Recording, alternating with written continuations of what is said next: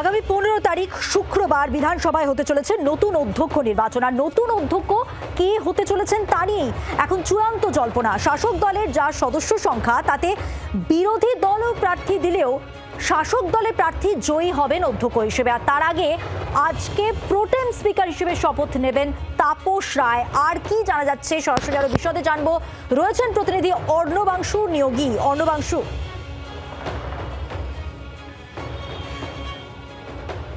দেখো, সেটা হচ্ছে শাসক দল অর্থাৎ বিজেপির মাটি এতটাই শক্ত যে আগামী 15 তারিখে অধ্যক্ষ নির্বাচন যাই হোক না কেন তাদেরই সদস্য অধ্যক্ষ হিসাবে নির্বাচিত হবে, তারা এক প্রকার নিশ্চিত, কারণ তাদের মাটি শক্ত হয়ে গিয়েছে।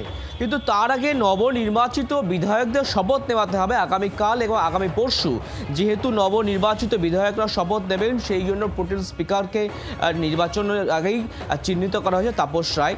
তাপস রায় আজ কিছুক্ষণ পরে কিন্তু রাজভবনে আসবেন। রাজভবনে এসে তিনি কিন্তু শপথ নেবেন এবং আগামী দুদিন 13 তারিখ এবং 14 তারিখ নবনির্বাচিত বিধায়কদের শপথ নেওয়াবেন।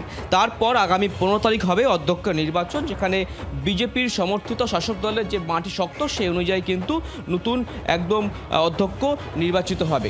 কিন্তু আজকে দেখা যাচ্ছে পুলিশি ব্যবস্থা আঁটোসাঁটো করা হয়েছে। মুখ্যমন্ত্রী তিনি আসবেন, অন্যান্য বিধায়কগণ আসবেন, অন্যান্য গেস্টরাও তারা আসবেন, সেই কারণে তোড়জোড় একদম রাখা হয়েছে। কিছুক্ষণের মধ্যে আমরা দেখতে পাচ্ছি দু একজন গেস্ট এবং সরকারি আধিকারিক তারা ইতিমধ্যে প্রবেশ শুরু করে দিয়েছেন।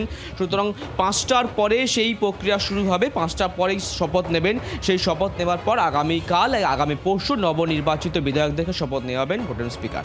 ধন্যবাদ পদমন।